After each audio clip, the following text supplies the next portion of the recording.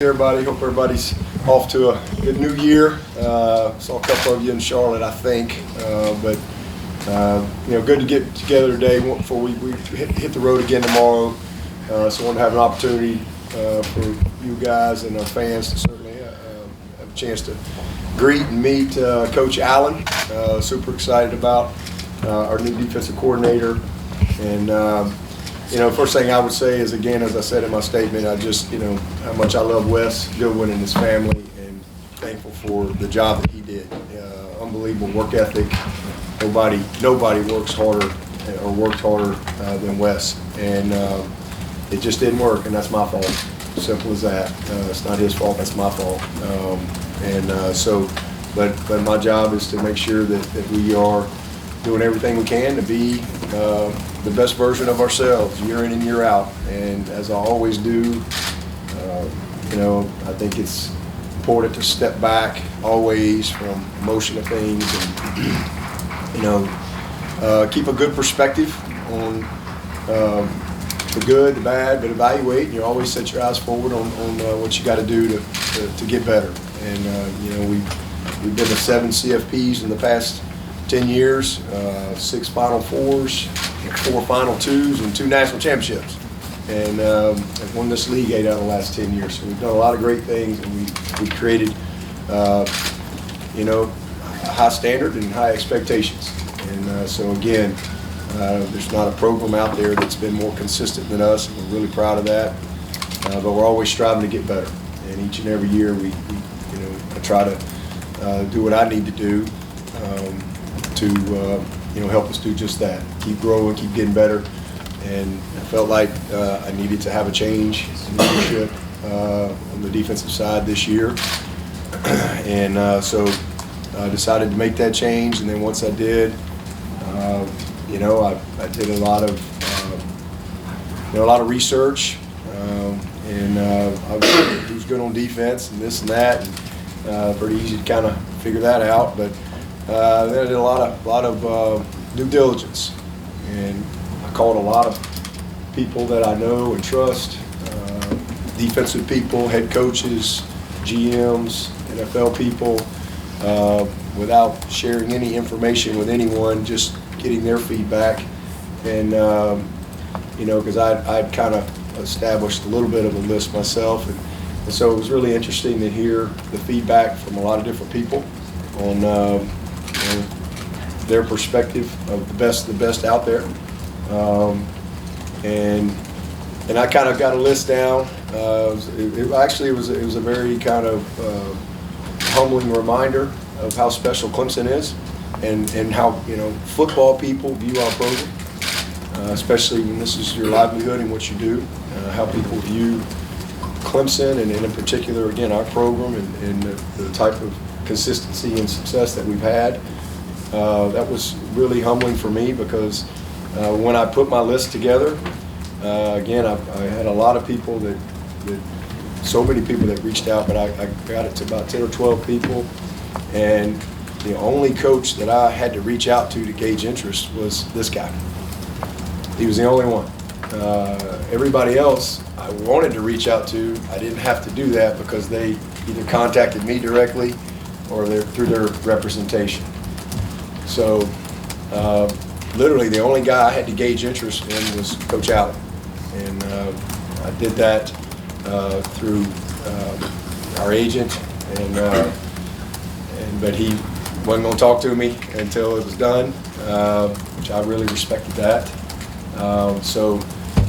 But everybody else, again, either directly or indirectly, and the great thing is, the best of the best really wanted to come and be here at Clemson. And so that was a really cool thing for me to, just go through. And I got it down from 10 to 12 to 5, and then really did a real deep dive there. Got it down to 3, and I got it down to 2. And in the end, I just felt like a lot of prayer. The good Lord was just kind of, put this thing together. That's the best answer I can give you. And I felt like he's a great coach, and all those people were great coaches, all sitting defensive coordinators at really, really good schools. But he just felt like he was the right leader that I needed at this time. And he's a great coach, but as I said, he's a great leader of men, has been for a long time. I love his background, I love his track record, but highly, highly recommended from some of the best people in this business, from all not just coaches, all different layers of college football. And so I'm glad it worked out. It was obviously they played a game not even a week ago, so I really wasn't able to get on the phone with him until I guess it was Friday night, and then Saturday followed that up. So just really exactly what I thought he would be. We knew each other a little bit. He was an interim at Indiana, and when he got that job, he reached out to me, and we kind of communicated, text a little bit here and there while he was the head coach at Indiana. But know a lot of the same people, but just a great fit for us. Everybody's excited. Going to introduce him to the team today. We'll have a team meeting this afternoon, but wanted y'all to have the opportunity to meet him and get to know him a little bit. So with that, I'll pass it over to Coach so he can have a little opening statement, but just really thankful that his whole family is joining us. He's got a beautiful family, son Thomas. He's got a daughter, Brittany. He's got another daughter, Hannah, and then his wife, Tracy. So they'll be getting here as soon as they can, and we're going to welcome him to the Clemson family. And, nothing like opening it up with LSU and an opener to see what he's got. Should be a fun off season. So with that, Coach, I'll pass it off to you. I appreciate that. Just so thankful to be here. So excited. Just wow, it's been a whirlwind here the last few days. Just want to thank, first of all, Coach Franklin for the opportunity he gave me at Penn State. What an amazing season we had together. As Coach mentioned, I didn't reach out because I wasn't looking, and so, but just Pat Kraft, the AD there, special people. Just really thank the players for the way that they responded and played and had an amazing, playoff run. Obviously, still wish we were playing for one more game, but at the same time, just thankful for that opportunity and just really appreciate Coach reaching out. Like I said, I wasn't expecting this. He did mention something I think was a big part of this, and that was my family. Faith and family is a big deal for me, and the culture that Coach has created here is very well respected and well known in the coaching profession. And then, our two daughters he mentioned, they both actually live in the Carolinas.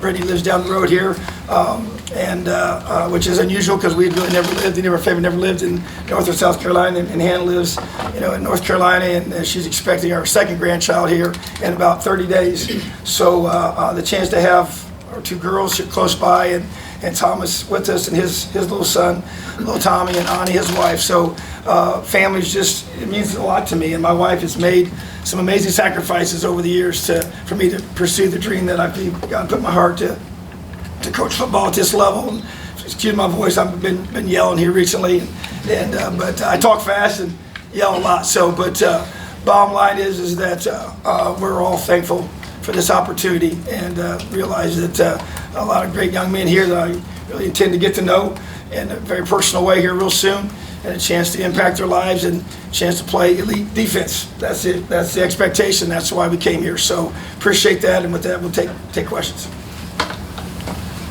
This is David Hope with TigerNet.com. Obviously, you have a relationship with Matt Luke. Did either one of you, ask Matt about, did you ask Matt what it's like here? Did you ask Matt? Yeah. So once I kind of got it down to a few people, I a very tight circle, and I did talk to Matt and sworn to secrecy, pinky swear. Can't break a pinky swear, but no, Matt was he just couldn't say enough great things about him. I talked to everybody he's pretty much worked with, but Matt certainly gave me a lot of good insight as well. And once Coach reached out to me, then I talked to Matt, and obviously we coached together at Ole Miss and have been in some similar situations along the way, and so we were able to have some real good questions about the culture here and what's like to coach here and everything. So obviously that was a big part of this process. Obviously a familiar face. We spent some time together in his office here a few minutes ago, and just blessed to be able to be with somebody that I know and trust and know does a great job, and and we have a lot of the same values as well. So it's pretty awesome.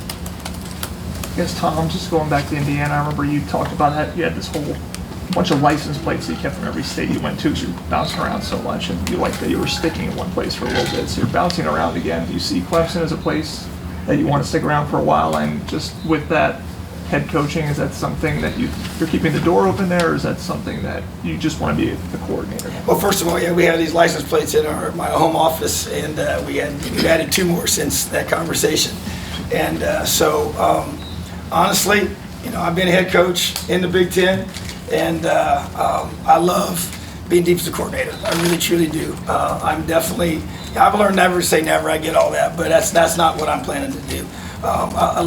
There's 2 things I love to do. I really love impacting the lives of young people. And you really can do that by investing in there as a time component. And when you're a head coach, it's hard to have that time to really get to know the guys and really dive into their lives. And so this gives me a chance to do that. And also, I really do enjoy the football side of defense and studying film and really just diving into that.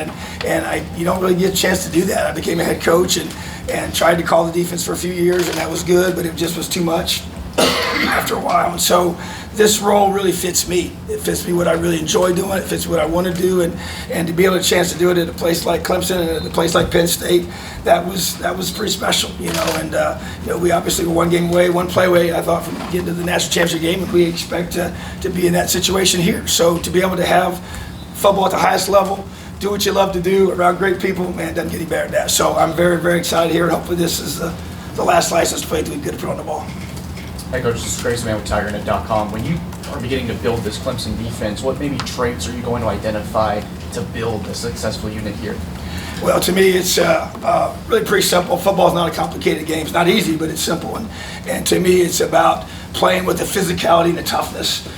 You recruit speed. You want great athletes. You can recruit those athletes. And I love guys that can run and love to hit. And so we're going to make a big deal about takeaways, tackling, and effort. And to me, that's the foundational football side of what we want defensively, and guys that can get to that football at a high level of speed, and when they get there, they got a very violent way to finish. And so, but you got to create confidence in your guys. You got to create a system that's simple. I'm really multiple in what we do, but I'm a big concepts guy, so I want our guys to play with a ton of confidence, keep it simple, let them play fast. The multiplicity to me is built in within the system and the scheme, and that we as coaches control that, and the guys just get to play. And I think when you do that, you create the tackles for loss, the sacks, the takeaways that we spend so much time talking about that change games. And I just think about even in the playoff run that we just had, we had 28 tackles for loss and 11 sacks and 9 takeaways and scored twice on defense. And that's what you got to do to be able to win and play elite defense. And so, and also in the red zone, because to me at the end of the day, it's about, the only stat that really matters is the points. And so that to me is yards is what it is, but you got to keep them out of the end zone. And so, we were top 5 in the country in red zone defense, and that to me that's where the execution piece and the tackling and all the things you got to coach as an individual coach. But to me, it's really about those simple things, and we're going to adapt the scheme to our guys. I really want to watch our guys here. I really haven't seen them very much. I watched 1 game. We played SMU. We got to see the Clemson defense against their offense. That was the only game I watched all year long. So I want to spend time getting to know our guys and seeing what our strengths are, and then kind of adapting the system to them because it has that type of versatility. Beth Gold from Fox Carolina. I wanted to ask you, Tom, you've made a couple stops. What have you learned is kind of that secret sauce, that special stuff to connect quickly and start to implement and connect with your guys quickly so you can capitalize and be ready for LSU? Yeah, no, and you look at the history of places we've been, we've had a chance to really create a lot of change immediately, and I think the secret to that is relationship building. I'm going to start this process tomorrow. I'll meet with every single one of our players on defense individually in my office one-on-one and get to know them.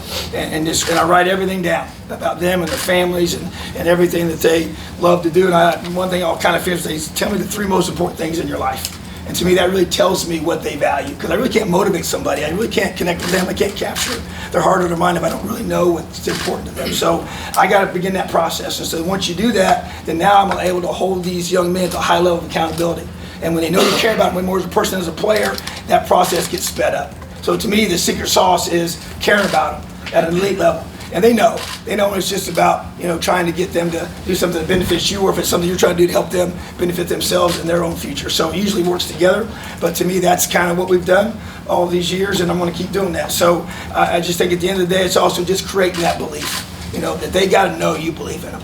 And they got to know that you're taking the time to really help them become special and reach their goals that they have. And I got to have knowledge of what those goals are. So that's why I have all this. I keep it on my computer. Every kid's going to have their own little file, and it allows me to really connect with them. And then when they're not living in a way that's matching up with those things they say, then I can hold them to it. But if I don't have all that stuff down, it's just kind of me just talking to them. And sometimes you don't connect. And so I really believe in that process, and we'll get that started here real soon. Dabo, what drew you to Coach Allen schematically? Yeah, it was right there. Well, I'm 4 down. I've always been a 4 down guy. That's just kind of what I've grown up with. I think big people beat little people, and now a lot of that is our ability to recruit the best of the best in the defensive line. Now, if I was somewhere else, you have to adapt and do what you have to do to win games. Not everybody is fortunate enough to recruit the type of defensive lineman that we can at Clemson. And nobody's had more D linemen go to the NFL the last, 15 years or so than Clemson. I mean, we got guys all over the NFL with unbelievable success. So that's who we've always been. Again, that's what I grew up around. Won a national championship as a player. To me, I think you got to be multiple within that. And then the way the game has changed, he's a 4-2-5 guy, and that's, we always say we're a 4-3 base, and I mean, in reality you are, because sometimes you're going to play some teams that are going to be heavy personnel and things like that. You're not going to put a little DB out there on Davis Allen, right, or a big old tight end. So you have to adapt in the way the game has changed and evolved. You see so much 11 personnel, 10 personnel, a little bit of everything. That 4-2-5 is really what the 4-3's grown into. And y'all have seen us, and then occasionally you have some guys that are unique. Occasionally you come across an Isaiah Simmons, right? Some unique people like that gives you a little more flexibility. But we've got good secondary play. We've got to create. I think you have to have a great nickel corner type of guy who can line up, because where's Antonio Williams line up? Where's Tyler Brown line up? Where we put TJ Moore in the slot versus Texas. So you create matchups, and so you have to have the ability to cover. And then also you got to have the ability to stop and run. Those guys got to fit the gap. They got to pressure the quarterback. I mean, there's a lot of things that go into the scheme, but it starts with me with being able to control that line of scrimmage.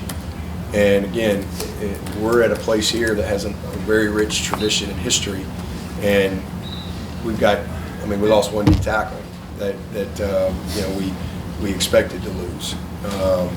So I mean, these guys we got a great group back. That's where it all starts. So, I want to set the tone there. And again, it's not that you're not in and out of odd and even fronts, and you use your, I think y'all picked off a pass with a DN in the playoff game. You create simulated pressures and things like that. So, they think it's pressure, but it's not. And next thing you know, here comes a pick. So, don't make a living doing that, but you use your personnel in a lot of different ways to fit the scheme. So that was something that was very important to me. And so he was a great fit, right out of the gate. As I did, that was part of my process, and really looking at everybody, because I know who's here. And, it's important to me to bring the right person in here to fit our staff, fit the personnel. Sam Walters, the Clemson Insider. Obviously, Penn State's been known for a lot of their great defense past recent years, producing players like Chop Robinson a couple years ago, Dual Carter this year. What is kind of something that you've looked at as far as development for Clemson's defense as a whole, but especially the defensive line with some of the talented edge rushers and D tackles that we have here? Well, as Coach mentioned, I think it's a great fit, because of the similar, mindset of how we want to use those guys, and obviously the long history here of having great defensive linemen. And to me, that's the key. Stop the run. You got to have great defensive linemen, great linebacker play, and just tremendously disciplined run fits, which we take a lot of pride in, and we'll continue to do that here. And but to me, it's really about going out and recruiting guys that have those physical qualities you're looking for, and then developing them. But and also having a system that allows those skills to be magnified.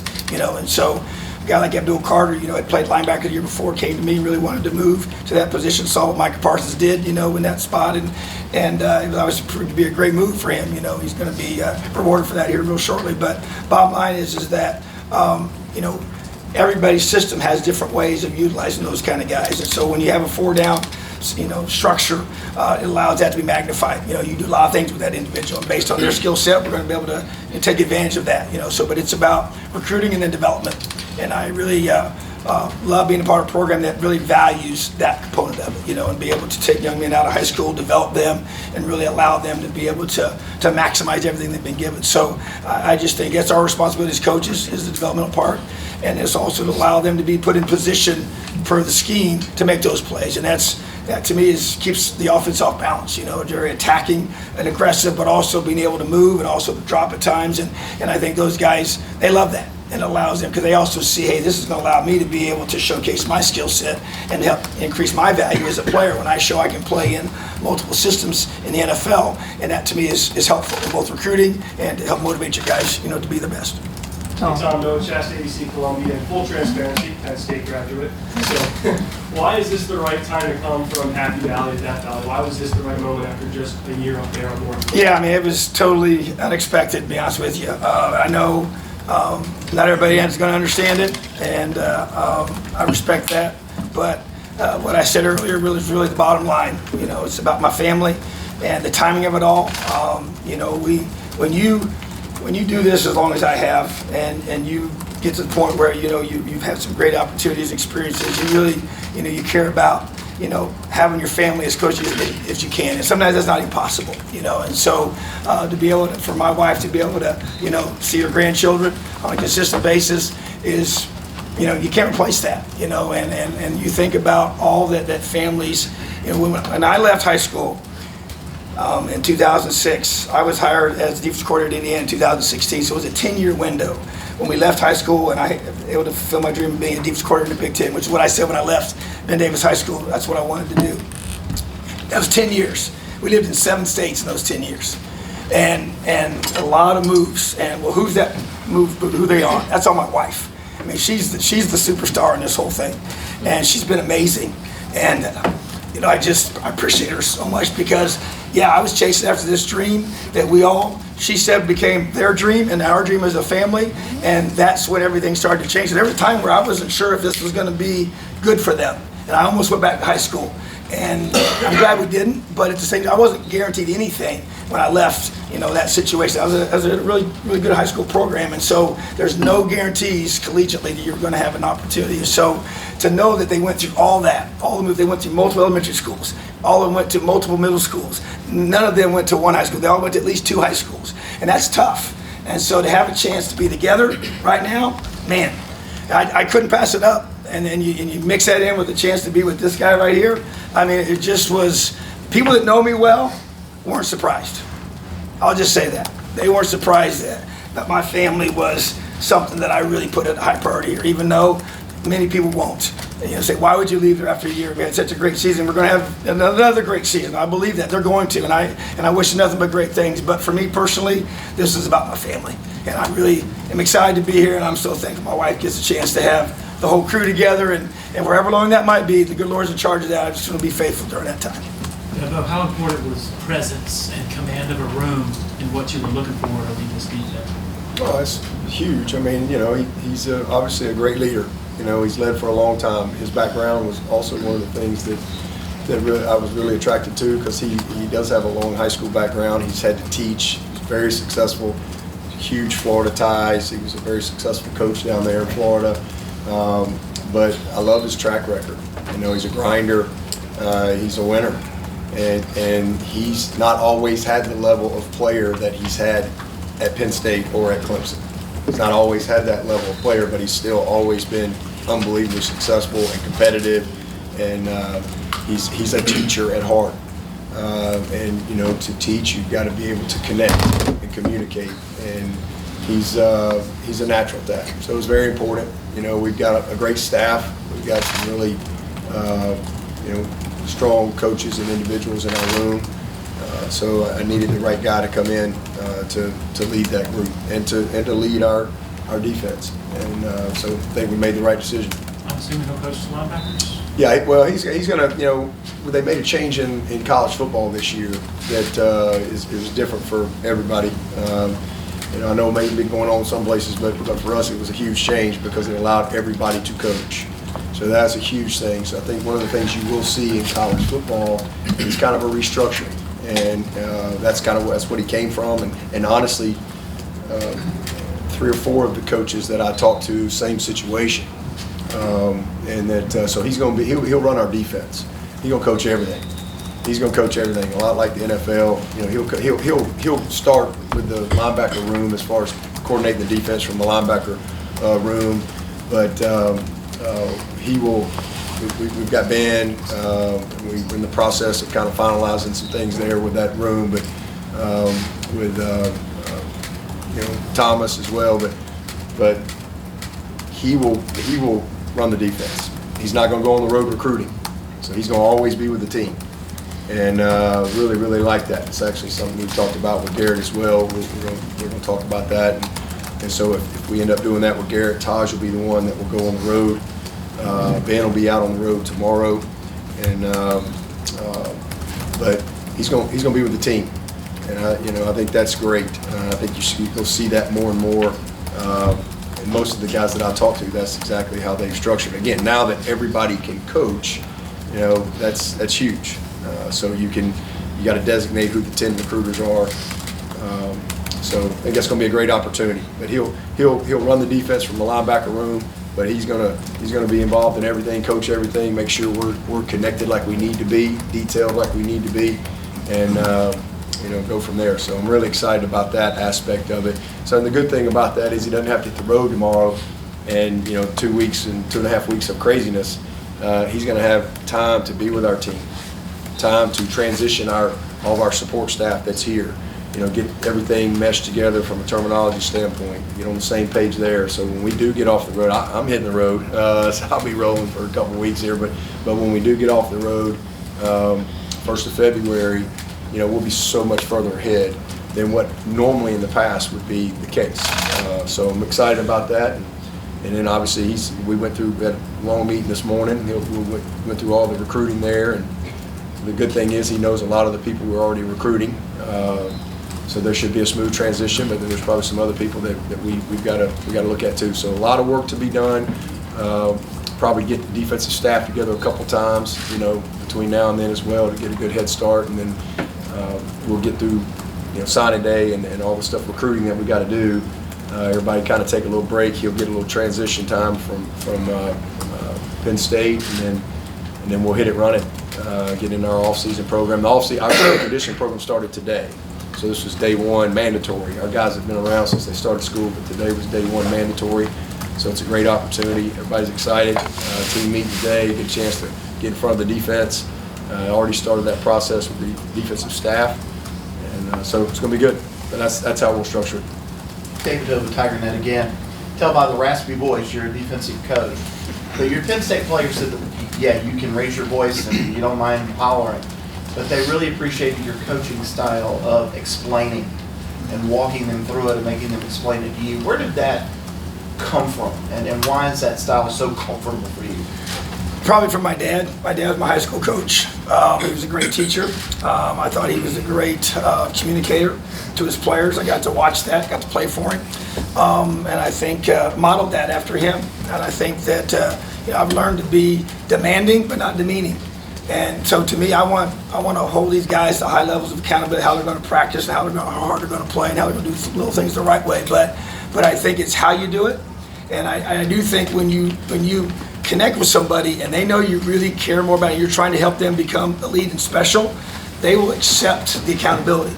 They may not like it always, but they will accept it. Even the hard coaching, the tough coaching of being held to that standard is what they really, because they want to be better, they want to improve, they want to be able to be held to that. And so, but you also got to get to know how they respond and how they learn. And that doesn't just happen just by walking into a room. You got to get to know them, connect with them. So to me, I just think it goes back to my high school coaching, teaching background. You know, got my master's in educational leadership, and was you know, really involved in that whole process, as a high school coach. And so I think that's where, even talking to Mickey Kahn, I mean, we have a very similar, background. After I first met him when he was a high school coach, and I was recruiting at, Grayson High School when I was at Ole Miss. And so I just think that allows you to be able to connect and communicate. And I'm always big on why. I want them to know why. They need to know why structurally we're doing things. Why are we doing things schematically? Because I think it helps them adapt and be able to transfer that information from one concept to another, from one scheme to another, much easier. And I think that's a big deal. And so I teach that way. I take time to explain that way.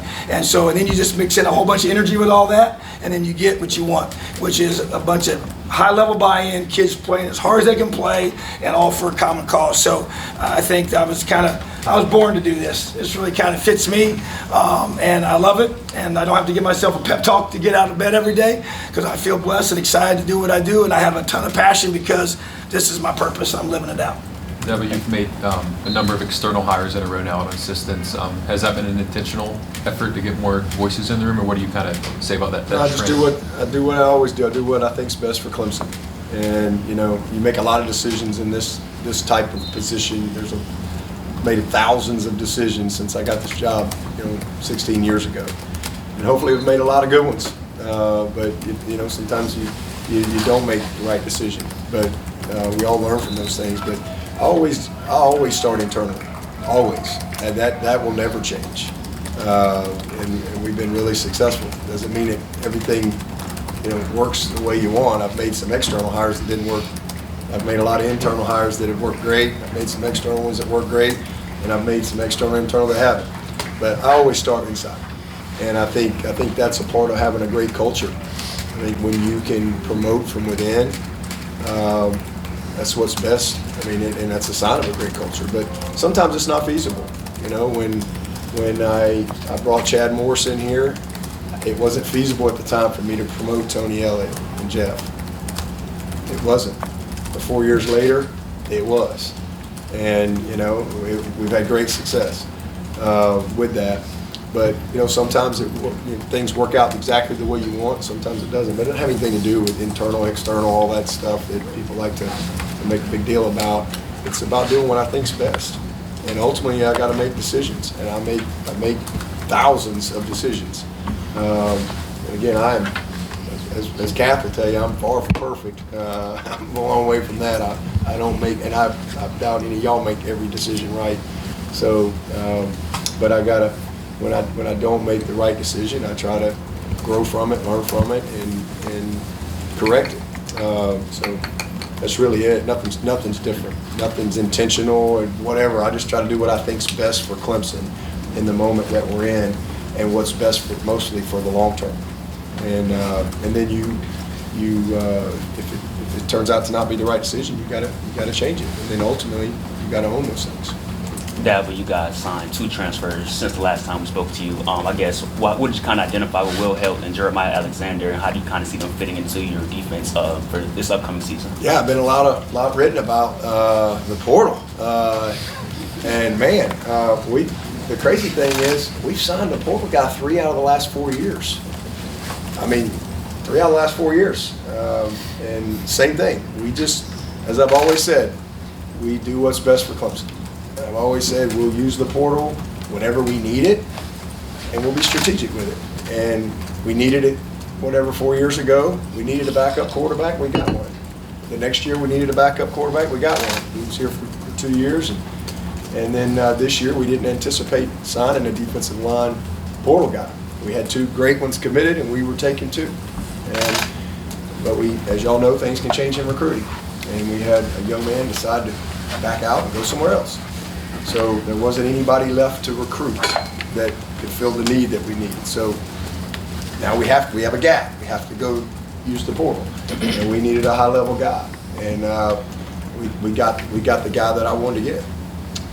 So that was that situation. Ari Watford tore his ACL.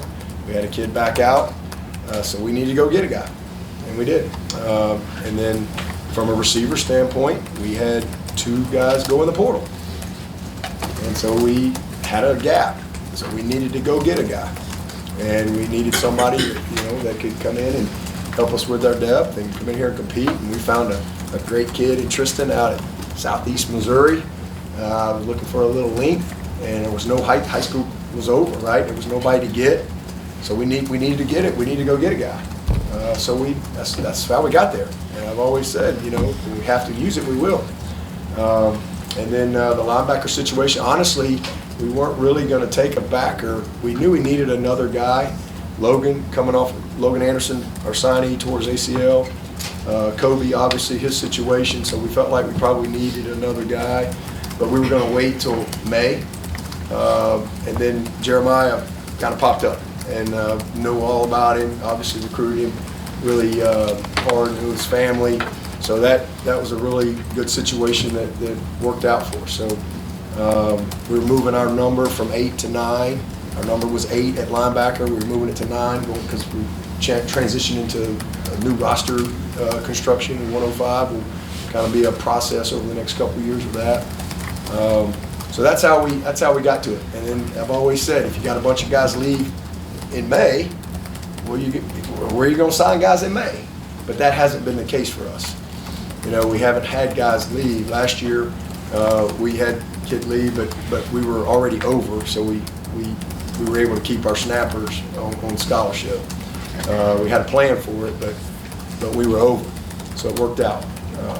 So that's really it. Nothing different.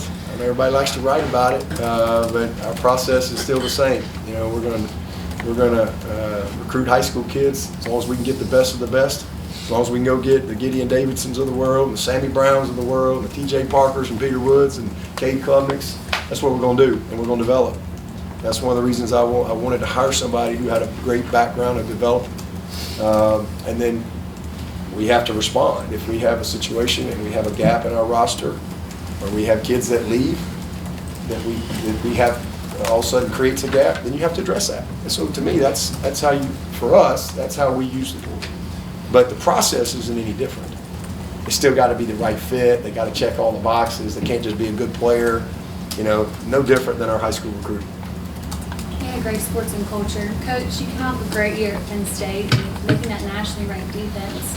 What did you see in this Clemson team, this opportunity? What really excited you about coming here? You know, I just think that the things we mentioned, to be able to be at a place that has the expectation of playing, you know, in the national championship game and winning that game, you know, and not every place, everybody can say they want to get to that point, but that's not probably reality. And there's a few programs out there that have that opportunity, and obviously Penn State's one of those, and so is Clemson, you know. And so I think that that matters, you know, and be able to be, you know, you get two great head coaches, you know, that chance to work with, and that's awesome, you know. And so there's a lot of similarities with all that, and the opportunity to be able to win your league and then go on, and with the new structure now with the 12-team playoff and those opportunities that creates, and that was a big deal, you know, for me. And so but then, like I said, it all really kind of, you know, shifted when you start talking about your faith in your family, and that's where it really, you know, like I said, those that know me best and know me really, really well were just not surprised at all, you know, because they know how important my family is to me, and they know that they've been through a lot to be able to help me get where I feel like I was, you know, supposed to be at those times. And you know, one thing when you think about it, I know we've kind of mentioned this a couple times, when you make moves in this profession, they happen in January. Okay, well, that's right smack in the middle of the school year. So we've had to pull our kids out. The first time we did this, we kept them in school. So I went to the new job. They stayed in school. They were younger, and we were miserable. I was miserable. We weren't together. They were miserable. I wasn't around them. We said we are never doing this again because we didn't want to take them out of school. And so ever since then, we always pulled them out. Well, who had to do all that? It wasn't me. You know, I was off recruiting. I was off to my new job. It was my wife. And it was the kids. And there was even one where, I'll never forget, where she was taking our youngest daughter and to drop her off at her new school in January, and she wouldn't get out of the car. I mean, she was just crying, and you know, my wife's crying, telling me, and I'm starting to cry because I'm like, I'm the reason for all these things. And so it's hard. Those moves are hard, especially middle school. girls in middle school. It was tough to connect, and my son was easier because when you're a really good athlete, they got a new teammate that's going to help them win. But it's just different when you're not in that situation. So I just, all those things. Those are things that I know that we've been through, and then the chance to be able to. Our girls, they cried when they found out I was taking this job, and because we're close, So those kind of things, you just can't replace them. And life's short, and I'll take anything for granted. I'm 54 years old. I still think I'm pretty young, but I'm not, And so, but at the same time, I value those things. And when you value those things, they help you make decisions that some people don't understand and don't think makes sense to them. And maybe it doesn't from that perspective, but it did to me, and that's why I'm here. Really cool thing last night, picking them up. Never been to Clemson, never been here. And so to have his family last night, to be able to ride them around town and, to take them over to the Rock and the Hill and Death Valley, I mean, it was pretty cool. It was pretty cool to just, show him Clemson. And the other thing, again, cool for me is not just talking to Coach Allen, but all the people that I talk to, their perspective of Clemson. And our program is really cool. And so it's awesome to have his family here. Y'all gonna love him. But it was a big full moon when he landed last night, and Death Valley was lit up, and so we had a lot of fun touring around till probably about 11 o'clock when we got done last night. So it's really neat. Coach Carmine Jamae, Fox, Carolina. On the family note, have you guys done anything special to celebrate, or do you have anything special planned to celebrate? Because I know it's been a whirlwind, but with such a great celebration, great moment for the family. I actually was with his daughter in Charlotte at the coaches convention. I got a chance to meet her up there, and she went to dinner with us, and then we all went to dinner last night. Went to Calhoun Corners, had a good dinner, but we're gonna probably get together, the whole group, this weekend, and maybe watch a ball game or something, and just decompress a little bit. And, so it's been great, and then I'm sure they've had some moments as well as a family. Yeah, we're going to get everybody together here as soon as we can. Obviously, Brittany's in Greenville, and actually, I didn't even realize how close it was. I just, it's when they moved there, a year ago, I'm just like, okay, it's kind of cool, So, but then when this all happened, I started kind of piecing it all together, and then it just the chance to be able to, like I said, get in the car and go see them. It's going to be good. They can get here as well. So now Hannah, she's, like I said, she's great with child, so she's not going anywhere right now. We have to go see her. But bottom line is that that's special to me. And so we're gonna definitely get together, and it's going to happen a lot. And they'll be able to be at the games, and that hasn't happened for many years. So that's hard to do in this profession, for sure. So that's why Brittany's nice life of anonymity that she's been enjoying in Greenville, South Carolina, came to an end yesterday, I think. So she no longer is just hanging out in. How do you say it, Lucero? How do you say her last name? Lucero. Yeah, Brittany Lucero. She's now, that's the D coordinator, Clemson's daughter. So she's probably got more followers now. Yeah. Tom, Beth's gonna be looking her up. She would have been incognito. No, she's out. Yeah, She's Now already. you just put her like It's already been blown. It's already, her cover's been blown. Dabo was talking about how you reached out when you became the interim at IU. Why was he one of those people you contacted? Yeah, I just a lot of alignment in how he built the program, and I'm accountability, toughness, love. Those are the three pillars that I used to build Indiana football, and went to Penn State. And that's the pillars of our defense. It's going to be our pillars of our defense here, but that aligns very closely with what Coach Swinney believes in and how he's built this program. So I talked to him and other head coaches that I believe had done it the way I wanted to do it, and wanted to create the same kind of culture there that he had created here. So that for sure was a definite connection, and just also John Gordon is a guy that I have really kind of admired. I've had him come speak to our team, read his books, and I know Coach has been connected with him as well. So just there's a lot of individuals. We have the same agent, that there was some connection there as well to be able to get in touch with him. So, but the bottom line is that it's just the alignment with the things that you value and how you build something a certain way aligned with his. And I wanted to, I respected him and valued him and wanted to know what I could learn from him.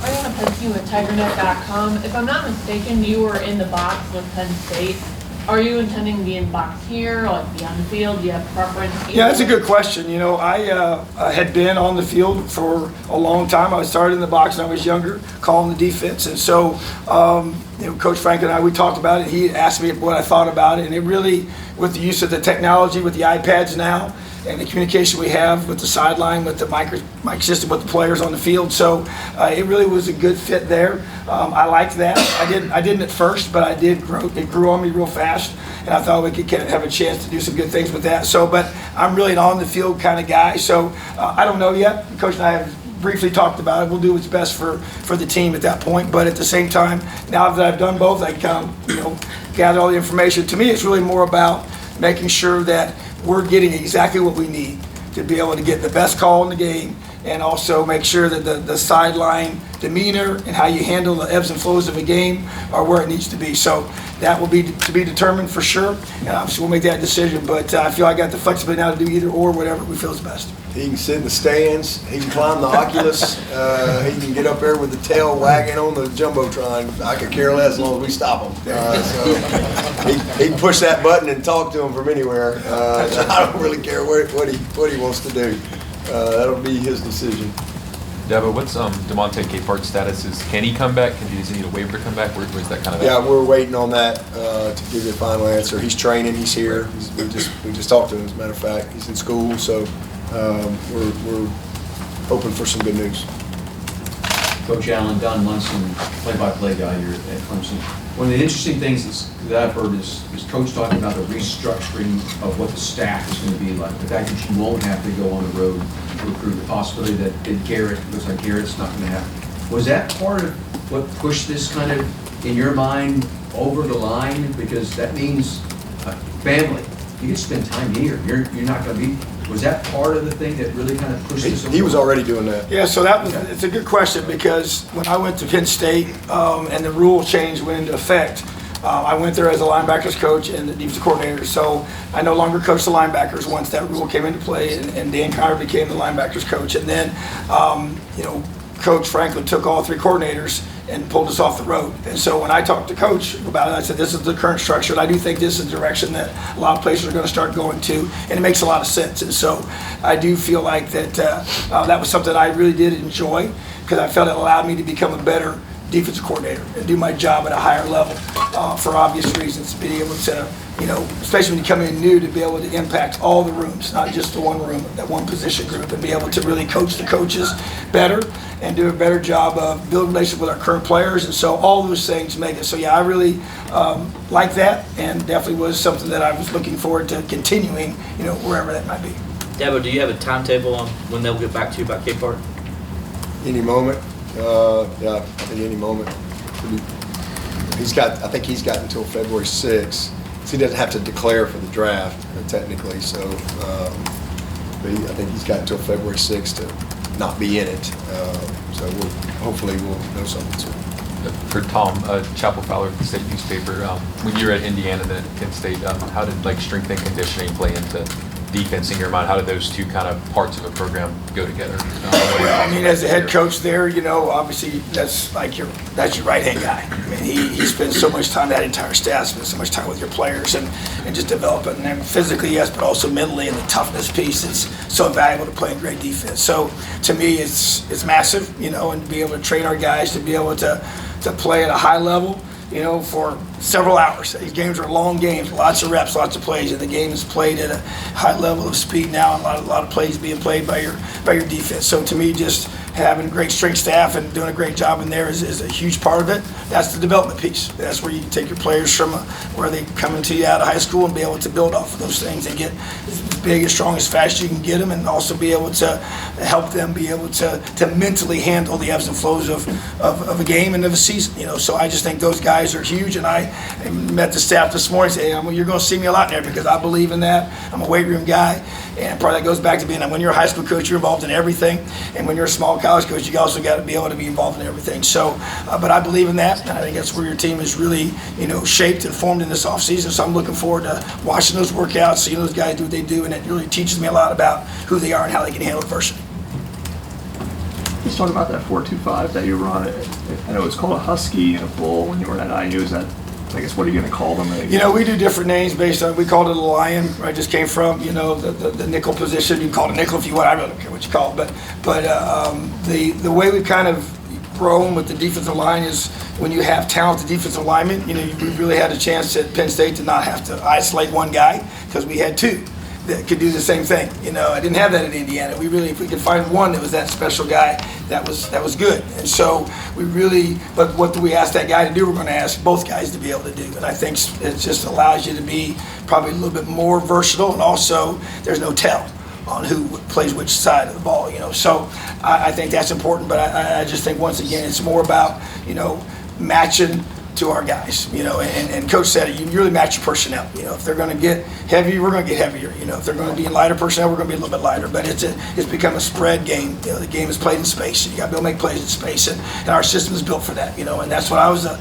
true 4-3 guy for many, many years. And then we slowly, as we got through all this, we started changing from that Sam linebacker to the nickel position. And then also it's kind of based off what you're seeing and who you're playing against, what that guy looks like. So we'll have several different body types that will be in that, be able to do those kind of skills. So that's really adapting to your team so you can be your best on game.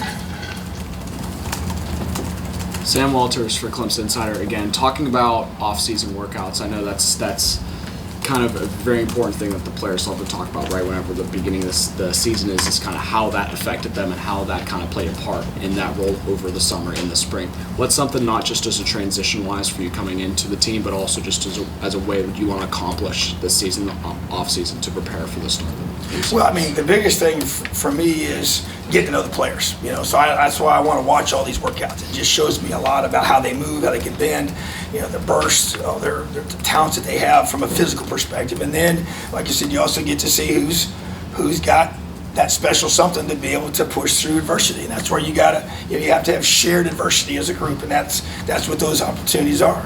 And I want to be able to work through them and observe through that as well. And then obviously you're just going to teach the system. So we haven't started that process yet. Obviously I just got here yesterday, but we'll get that going in a very efficient way. And that's one advantage of not going out in the community. You usually have to go out and hit the road right away. And so we're going to start getting all those cut-ups made, get everything ready, to get the installations ready for our guys for spring ball, because it's right around the corner. You know, Coach says February 28th, so that's pretty efficient. That's so one of my questions. Can you be ready by February 28th? I said, yes, absolutely. Sir. But put some of these things on fast forward. But at the same time, that's what we're doing right now. And the process will start even this afternoon and into tomorrow, and we'll get all those things ready, because at the end of the day, we got to have both the coaches and the players aligned. And we, as the coaching staff, we haven't had a meeting yet other than the full staff. We'll meet as the defensive staff this afternoon. So all those things are going to happen here pretty quickly, and then they'll go off on the road, and I'll stay in touch with them. And so we'll work through this together. But the offseason is important, without question. And I've always learned this, though. You know, your individuals are made in the offseason, and teams are built and made during the season. That's where you kind of become really close to be able to handle the ebbs and flows of what happens to you on game day. So I'm looking forward to this process and can't wait to get started. Just a few more minutes with these gentlemen. Go ahead. Yeah, but it seemed like the outside focus on the coaching stuff and the portal took a lot of the focus off the retention that you guys were able to accomplish with so many of your important players choosing to stay. What did that say just about where y'all are right now, sort of culturally, and the stuff beyond the financial costs? Well, I sat in a 4+ hour head coaches meeting yesterday and heard a lot of horror stories. You know, a lot of coaches that these things we're not dealing with here, and I'm very thankful for that. I mean, I really am, and it's a blessing. And they're all important to me. I don't just have some important players. They're all, if they're a Tiger, they're important to me. Every single one of them. And the way I look at it, I don't run anybody off. I mean, y'all know that. If people who know this program, if they're not good enough, that's our fault. It's till graduation do we part, period, the end. That's why we don't offer many guys. You know, so as they know, I'm not gonna run a kid off. It's not how we operate. And you know, sometimes kids choose to leave. We had 4 scholarship players that chose to move on. Trey's a graduate. I mean, awesome kid, but he did a heck of a job. He got a master's degree from Clemson. And, you know, he had an opportunity with 1 season left, a 6th year, to get a different experience and maybe try to create a bigger role for himself. And, obviously, Noble and Stellato, you know, wanted a little different role. And then same thing with Sherrod. But those were great kids. I mean, I have no no issues with them, tried to help them all. But I don't want to lose anybody, you know, so they're all important to me, every single one of them. But I do think that it just fortifies what I already know. We're unique. We're very unique. We're a very, very unique and uncommon program in every sense of the word. Everything. When it comes to graduation, when it comes to winning close games, when it comes to 9+ win seasons, when it comes to championships, when it comes to graduation success rate, when it comes to retention, when it comes to development. We're unique in all of those areas. We're not perfect or by any stretch, but we're very unique. And in today's world of college football, I think we were second in the country in retention last year. We'll probably be first. And so, these kids aren't, because there's a lot going on. There's a lot of bartering. There's a lot of stuff. It's not a lot of structure right now. But I think it just speaks to, they really value the place. Now there's a component there that has to make sense for sure, but they value the relationships. They value the place. It goes back to what Coach was talking about. It's got to be more than just football. You have to have relationships in place that are real, and that's why it's a huge part of our purpose is to make sure that they have a great experience. And again, I wish I didn't lose anybody. I don't want anybody to leave, but it was awesome. And listen, our team, Jordan and Zach and Kendall and Graham, everybody did a great job. But ultimately, it comes down to retention is about relationships and development and vision, a vision that's laid out. So it's awesome. Got a good football team coming back. And, it's the team, again, coming off a championship, coming off a playoff appearance. And these guys, they all have very clear eyes going into this offseason, knowing that they're good enough.